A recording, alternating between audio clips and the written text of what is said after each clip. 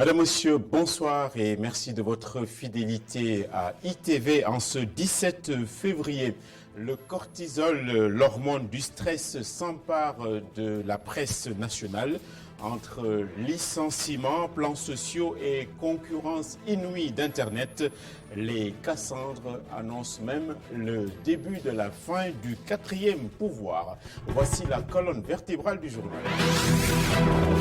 Ce n'est pas l'humeur des étudiants en attente d'une bourse tardive qui a semé la zizanie au campus, mais un incendie au petit matin assez violent du reste qui a consumé le vieux restaurant du pavillon A qui a vu passer tant et tant de générations d'étudiants. La presse classique serait-elle au bord de l'apoplexie entre le marteau de la concurrence impitoyable des réseaux sociaux et les crises internes comme chez nous, celle qui accable en ce moment l'historique agence de presse sénégalaise où des licenciements ont été décidés sur fond de malversations financières supposées. Le plastique, c'est dramatique, mais quand ses effets nocifs sur l'environnement sont à ce point de métastase comme chez nous, il ne faut pas prendre de décision hâtive et la tête baissée. C'est l'avis et le conseil gratuit que les écologistes donnent aux services publics et notamment le ministère du Développement durable. Rien ne peut arrêter la déferlante et la marée montante que sont les applications mobiles et les réseaux sociaux. Il s'agit d'une réalité à laquelle personne n'échappe, mais les pourfendeurs, à juste titre, les voient comme les sauterelles d'Égypte qui inséminent le mal partout. Il est grand temps donc de recadrer tout cela selon le point de vue de l'homme de la rue. L'invité du lundi, Amadou Gueye, président de l'Union des indépendants du Sénégal, qui milite pour une préférence nationale dans le cadre de la mise en œuvre des grands projets d'infrastructure au Sénégal. Nous le retrouvons à la fin de ce journal et nous retrouvons de celui-ci dans un court moment.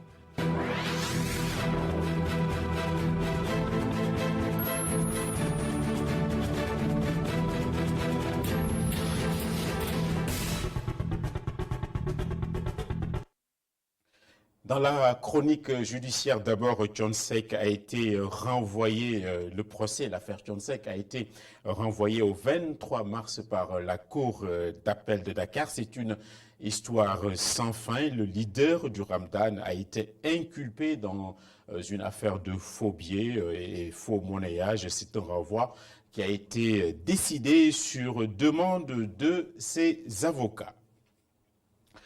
Le réfectoire du pavillon A du campus de l'université de Dakar a été attaqué par les flammes. C'était vers 5 heures du matin. Les dégâts sont immenses là-bas. La police du Point E a ouvert de suite une enquête. Le directeur du COUD s'est dans la foulée engagé à ne pas laisser les étudiants sur le carreau en évitant la saturation des autres points de restauration. Voici le reportage sur place réalisé ce matin par Mortala Anne et Augustin Manda. Le restaurant du pavillon A était en feu vers 5 heures du matin. 3 marmites ont pris feu alors que le petit déjeuner était en préparation. Pour le moment, difficile d'en savoir plus, notamment la cause. Nous sommes en train de faire le recensement de l'ensemble des dégâts.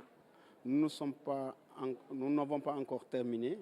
Par conséquent, on ne peut pas vous donner la liste exacte de tout ce qui a été endommagé. Cependant, il y a 2 marmites qui ont servi de friture, en tout cas que nous pouvons relever. Il y a également le sol de la cuisine universitaire, les carreaux du sol qui sont décapés, mais également il y a l'enduit du plafond qui commence à lâcher. Ce sont les premiers dégâts que nous pouvons livrer pour le moment. Suite à cet accident, des mesures ont été prises pour assurer la restauration des étudiants.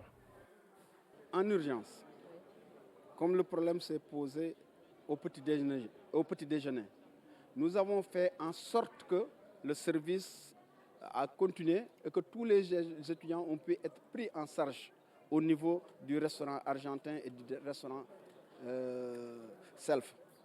Maintenant, pour le déjeuner, nous les avons renforcés en personnel. Nous avons aussi augmenté les productions dans l'ensemble des restaurants par rapport à nos prévisions habituelles.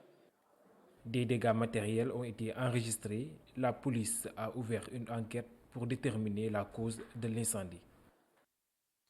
Et on va être auto-centré en parlant de la presse nationale et ça tangue dangereusement pour l'agence de presse sénégalaise où des accusations en tout genre de malversation financière supposée, de licenciement, ainsi qu'une grave crise éditoriale sans précédent risque de l'anéantir si le sursaut n'arrive pas rapidement. Bamba Kassé, secrétaire général du Synpics, lui-même mis en cause, a communiqué ce matin en évoquant aussi le mauvais vent qui soufflerait en ce moment sur la BBC, la chaîne britannique. On va l'écouter au micro de Oumou Kalsoum.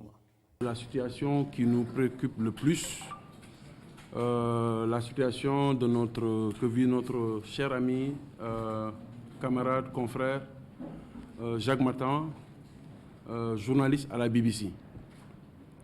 Nous avons constaté avec beaucoup de surprise que la BBC, avec son chef du bureau de Dakar, a décidé un vendredi de sortir une note pour signifier à M. Jacques Matan qu'il est désormais licencié.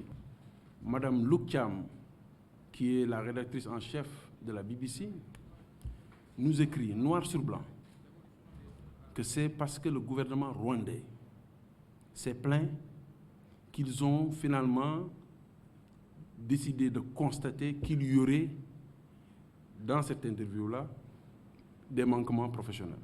Des actions sont en train d'être menées. La première de ces actions, c'est que, avec Maître Ciré Clédor-Ly, nous allons poursuivre la BBC. En deuxième point, je voudrais, avec vous, puisque je suis votre mandant, vous autres, évoquer très rapidement la question relative au code de la presse. Il y a eu beaucoup de blocages, quelque part, et beaucoup de retard.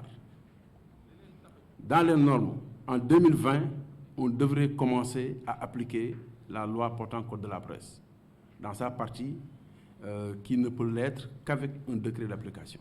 Pour ce qui est du décret, il a été décidé de scinder le décret en plusieurs parties, puisque les gens voulaient faire un décret unique, et on s'est rendu compte que c'est simplement pas possible. Donc, il y aura plusieurs décrets.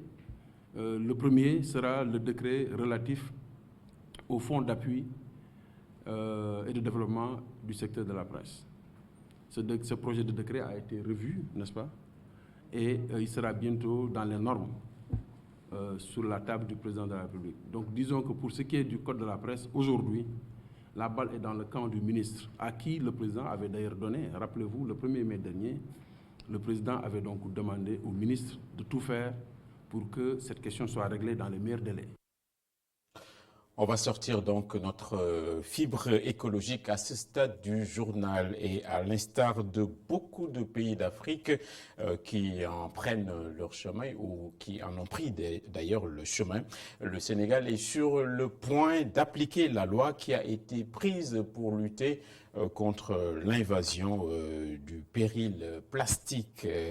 Donc les écologistes aussi ont délivré, quand on les a interrogés, leurs ressentis et ont décelé quelques incongruités et même des légèretés pour espérer des résultats rapidement tangibles. On ne peut pas espérer donc le soleil dans un ciel chargé, nous ont-ils dit. Voici le reportage de Moustapha Gabar Diop et Barasso.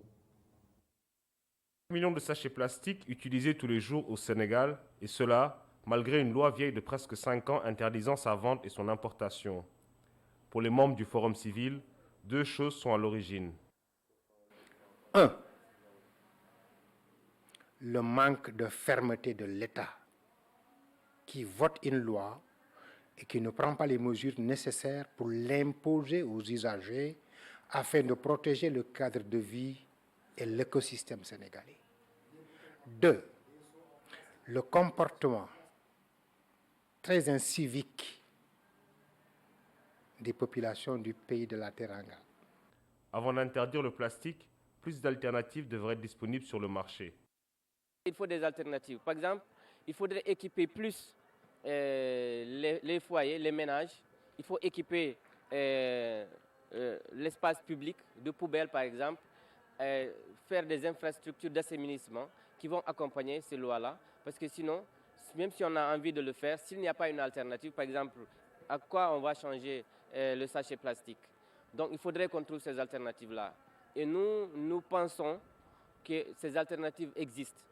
Parce qu'il est bien possible d'avoir des plastiques qui sont biodégradables. Avant l'entrée en vigueur de la nouvelle loi sur le plastique en avril prochain, certains pensent que les populations devraient être mieux sensibilisées sur leur cadre de vie. La gestion du cadre de vie au Sénégal, l'environnement en tant que tel au Sénégal doit être rééduqué, réenseigné aux Sénégalais, mais soutenu aussi par une volonté et une loi autoritaire, d'une autorité civique, pas policière, mais civique. L'école, dans le jardin d'enfants, dans le quartier, dans les ASC, dans les groupements de femmes, dans les mbotaïs de nos femmes, dans les khoutbes du marabout ou de l'imam le vendredi, à la messe avec le prêtre, que toutes ces questions puissent être évoquées dans le langage, de discours, d'échange et de communication religieux, culturelle, sociale. Le Sénégal produit près de 2 millions de tonnes de déchets par an, dont 10% sont d'origine plastique. Restons toujours dans le cadre de l'espace vital avec le ministère du Logement et de l'Hygiène publique qui a procédé ce matin à la présentation du nouveau plan directeur d'urbanisme de Dakar et de ses encablures.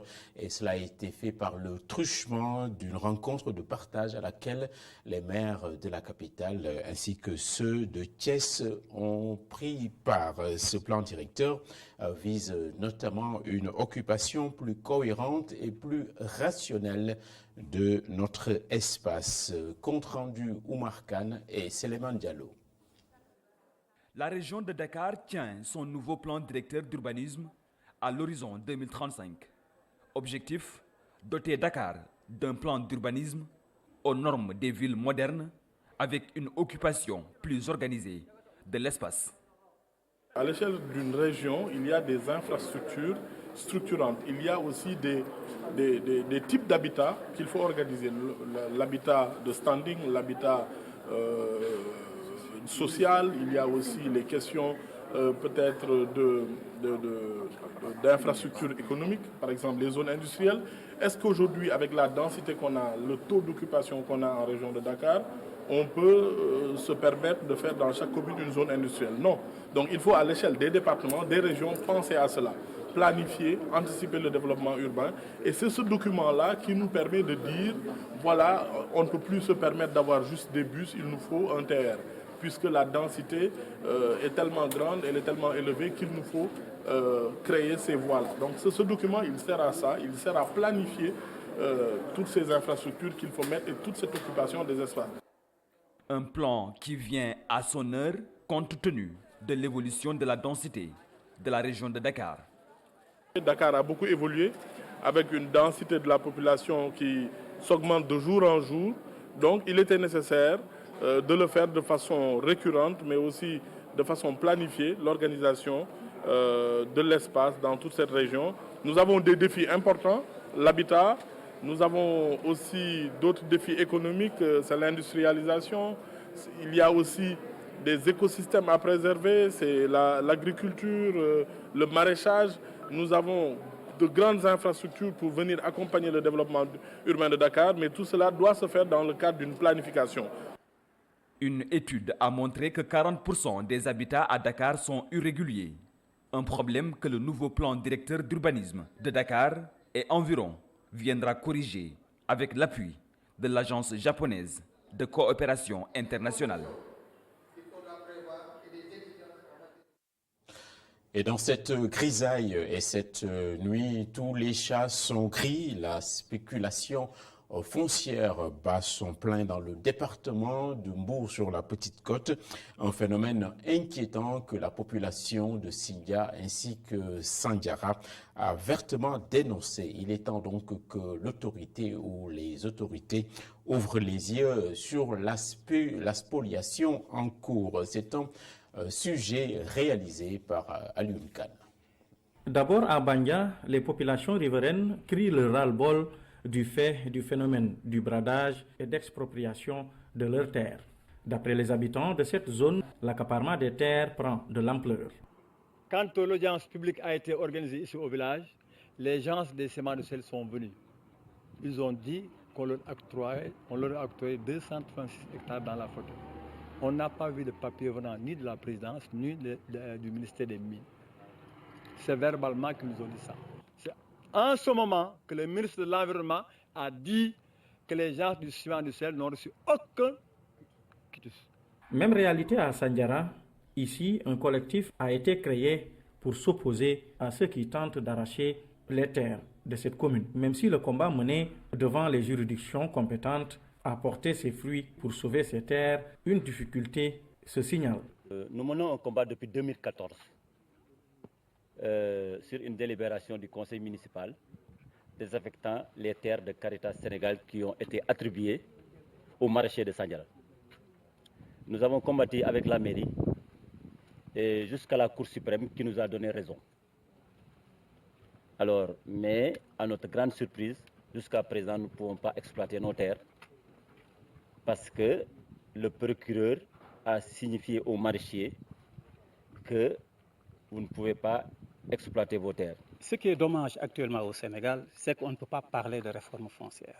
On n'a même pas un document officiel de réforme foncière actuellement au Sénégal.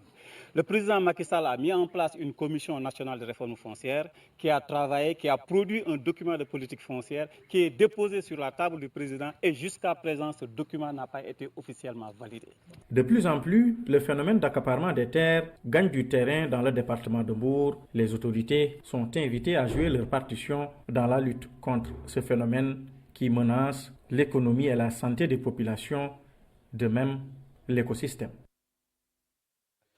Merci Alioune. Un petit mot de sport avec le noble art, le tournoi qualificatif de boxe pour les JO de Tokyo, Jeux Olympiques prévus en 2020. Débute ce jeudi à Dakar Arena à Diamniadio. Plus de 200 athlètes de plus de 40 pays, de quelques 40 pays d'Afrique donc vont monter sur le ring. 7 Sénégalais sont en lice. Ibrahim Awad, le coordonnateur général du comité d'organisation des Jeux Olympiques de la jeunesse Dakar 2022, s'en explique ici au micro de Moustapha Gabar Diop. Entre les juges, les officiels, les membres du CIO, les encadreurs techniques, nous sommes à peu près 600 personnes. Il fallait héberger tout harmonieusement tout ce monde-là, mais nous avons pu le réussir grâce à la collaboration de l'ensemble des services. Les questions de transport, faire habiter des athlètes à Sali, les faire compétir à Dakar Arena, avec toutes les exigences que demande la boxe en termes de pesée, de réveil, et tout cela, nous, en termes médicaux aussi, nous avons pu le régler à travers un système de transport bien étudié, bien articulé, bien harmonisé, qui fait que les boxeurs ne perdent pas de temps. Du point de vue médical aussi, nous avons eu des conventions avec les structures sanitaires. La boxe est quand même un sport de combat. Il faut anticiper sur beaucoup de choses, les questions d'assurance, les questions d'ambulance, tout cela a été mis au point, la sécurité. Véritablement, je dirais qu'avec les équipes de l'ENI, avec de M. Watanabe, nous avons travaillé en parfaite intelligence. Et c'était important pour nous de vivre ce moment, parce que l'ensemble des acteurs impliqués dans le comité d'organisation locale, tous ces acteurs ont pu voir, par exemple, de quoi on parle quand on parle d'événements olympiques. Avant d'en venir à notre invité du lundi, on devra dire que nos créatures finissent toujours par nous échapper. C'est le cas d'Internet et de ces foules d'applications et d'algorithmes. La communication et les publications vont dans tous les sens avec des risques inconsidéré que l'on prend et beaucoup de victimes aux entournures. Face à cette pétaudière, les citoyens en appellent à la CDP, la Commission nationale des données personnelles, ainsi que les services publics compétents pour que tous ils réagissent. Adam Assar et Bachir Sow. Tout le monde n'est pas forcément conscient que l'enregistrement de nos conversations téléphoniques est devenu aujourd'hui banal. L'opération est à la portée de tous grâce à des applications téléchargeables gratuitement. Plusieurs individus en ont été victimes car on peut tomber sur des individus mal intentionnés. On voit qu'ils enregistrent les gens des fois, quelquefois, ok? Et c'est ce qu'ils voient, je vois ça anormal. C'est pas bien, hein? Il se peut qu'on t'enregistre et puis et que il se peut qu'il enregistre ça pour quelque chose de bon, mais souvent les gens enregistrent et c'est négatif, ils amènent ça dans vous pouvez avoir, comme je l'ai dit, vous pouvez avoir des contentieux qui divulguent ça. Moi en tant que citoyen, bon, je déplore ça, c'est pas une chose vraiment bonne.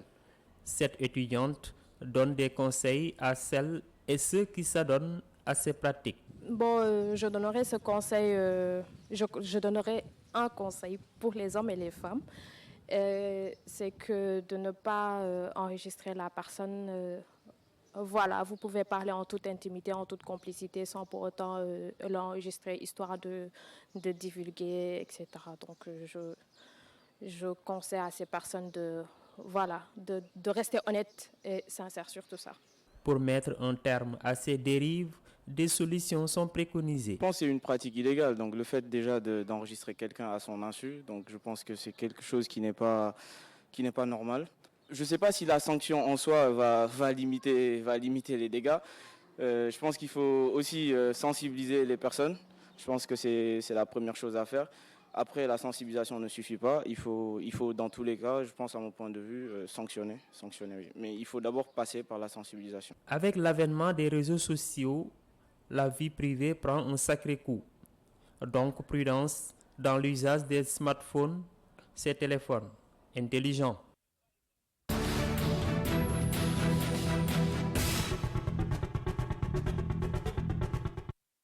C'est donc le momentum de l'invité du lundi, Amadou Gueye, il s'appelle, c'est le président de l'UNIS, l'Union des indépendants du Sénégal. Bonsoir Amadou. Bonsoir Hassan. Voilà, nous avons été interpellés par ce mot indépendant.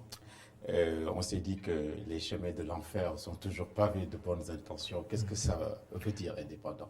Oui, indépendant, disons, c'est un ancrage, disons, idéologique, qui consiste un peu à affirmer une certaine liberté, une certaine équidistance d'un positionnement politique qui consiste à dire je suis de l'opposition ou je suis du pouvoir. Nous, en ce qui nous concerne, nous pensons que pour porter les causes justes, il faut être indépendant, être en mesure d'assumer une position sans que ce soit pour ou contre le pouvoir, pour ou contre l'opposition. Donc ce mot affirme juste notre indépendance, notre liberté d'esprit à épouser des causes justes auxquelles nous croyons. Très bien, vous êtes là pour réagir à l'actualité. Donc le Sénégal vient d'accueillir la Turquie, son président, le Premier ministre canadien ainsi que le secrétaire d'État américain ce week-end. Donc le tapis rouge a été beaucoup déployé à Dakar. On appelle tout cela diplomatie économique. Et vous, il y a des choses qui vous gênent. Il y a anguille sous roche. Qu'est-ce qui vous gêne dans tout ça? Non, disons que je me réjouis que le Sénégal continue quand même d'être une destination diplomatique. Ce n'est pas nouveau. Depuis le président Pobet jusqu'à Abdou Diouf, Abdoulaye Wade et jusqu'à Macky Sall, je pense que le Sénégal peut revendiquer une belle image sur le plan africain et international. Donc, sur ça, nous n'avons absolument aucun problème. Ce qui nous dérange, c'est tout simplement de réaliser qu'en fait, ces visites diplomatiques sont en fait des offensives qui, in fine, contribuent à tout simplement signer des contrats sans passer par des procédures qui permettraient au Sénégal de maximiser son intérêt. Quand on vient attribuer un contrat de construction de la route Dakar-Thiès-Saint-Louis à une société américaine sans appel d'offres, de gré à gré, comme ça, sans y associer notre secteur privé, je ne vois pas en quoi est-ce que le Sénégal gagne. Je peux donner d'autres exemples, comme peut-être ils ont mentionné dans le comité la mise en place d'une centrale à gaz, sans y associer nos acteurs privés. Je ne vois pas ce que le Sénégal y gagne.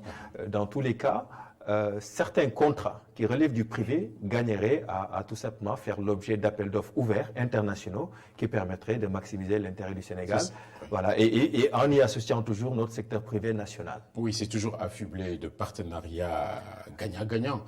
Sûrement, il y a des facilités que, par exemple, quand les États-Unis décident de nous construire une autoroute Dakar-Saint-Louis, il y a des facilités aux entournures. Ça, on ne peut pas rejeter ça de but en blanc. En réalité, ici, il n'y a pas de faveur particulière. Ce n'est ni un don ni une subvention. C'est une dette. C'est le Sénégal qui va payer le coût de cette autoroute. Donc, ce n'est pas du tout une faveur.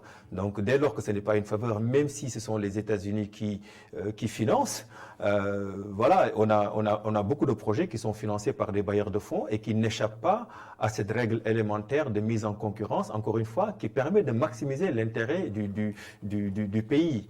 Hein? Donc moi, je suis parfaitement à l'aise, parfaitement ouvert à ce qu'on aille chercher des partenariats à l'étranger, mais assurons-nous que dans quelle que soit la forme, quelle que soit la modalité, que le Sénégal gagne.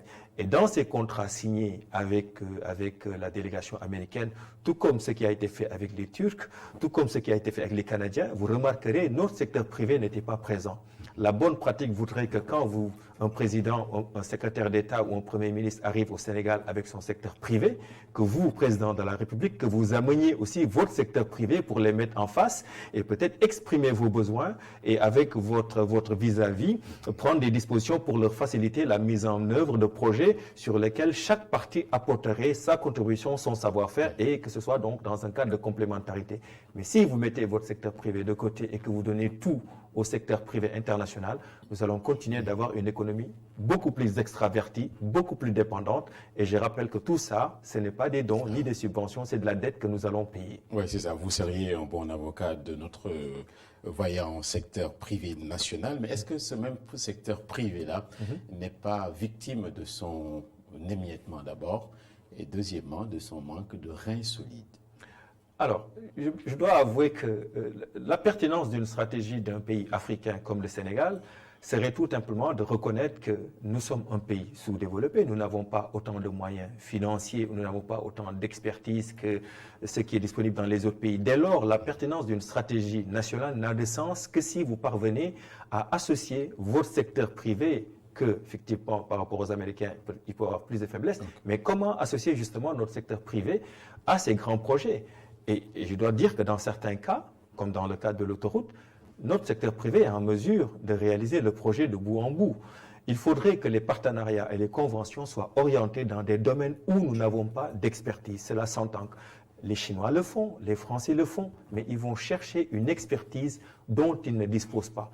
Mais si vous disposez de cette expertise, je pense que vous devez pouvoir faire confiance à votre secteur privé. Je dois dire que souvent on dit que le secteur privé n'a pas de moyens de financement. Mais ces sociétés américaines, en fait, pour financer ces projets, ne vont pas sortir l'argent de leur caisse. C'est avec ces contrats, ces mémorandums, qu'ils vont aller devant leur banque et se faire financer. Si aujourd'hui vous donnez à une société sénégalaise un contrat pour la construction d'une route de 165 km, mais il est évident que cette société pourra aller lever les fonds auprès de sa banque, auprès du marché régional ou international. Donc c'est l'opportunité qui crée le financement et pas l'inverse. C'est ça, il y a aussi un sujet d'actualité, c'est la concession de l'autoroute à péage, donc dirigée ou gérée par Sénac SA. Est-ce que vous êtes pour qu'on renégocie cette concession ou est-ce que vous vous dites, bon... Vous savez, c'est une mauvaise pratique de renégocier des contrats déjà signés. Sur le principe, vous-même, vous n'aimeriez pas avoir des contrats avec des acquis et qu'on les renégocie à tout bout de champ. Mais raison de plus pour prendre toutes les dispositions pour s'assurer qu'avant de signer un contrat, qu'on a pris toutes les garanties. Et ça nous ramène à la situation actuelle. Vous savez que ce contrat qu'on a signé avec les Américains vers Saint-Louis, ce sera une autoroute à péage. Donc, on risque de commettre les mêmes erreurs. Prenons le temps de faire un bon appel à candidature. si les Américains sont les plus compétitifs, ils gagneront le marché. Sur l'autoroute à péage spécifiquement, pour répondre à votre question, effectivement, personnellement, pour l'avoir pratiqué comme la plupart des Sénégalais, je trouve qu'effectivement les tarifs sont extrêmement chers. Et si on compare l'apport de Eiffage par rapport à l'endettement assumé par le Sénégal et mobilisé par les bailleurs de fonds, je pense que c'est des tarifs qui sont exagérés. Et donc, je suis en phase avec cette renégociation, pas pour léser le Eiffage, mais tout simplement pour avoir des tarifs qui sont à portée de main des Sénégalais, parce que voilà, ils sont assez éprouvés. Merci beaucoup, M. Gueye. C'est moi qui vous remercie. Je rappelle que vous êtes le président de l'UNIS, c'est l'Union des indépendants du Sénégal. Merci d'avoir été des nôtres ce lundi. Cette édition est terminée. Le phare de la soirée, ce sera l'appel des arènes, les arènes sénégalaises. Donc, émission conduite par Malik Tchandoum et El Hadj Ngagne Diagne. Passez une très bonne soirée. Au revoir.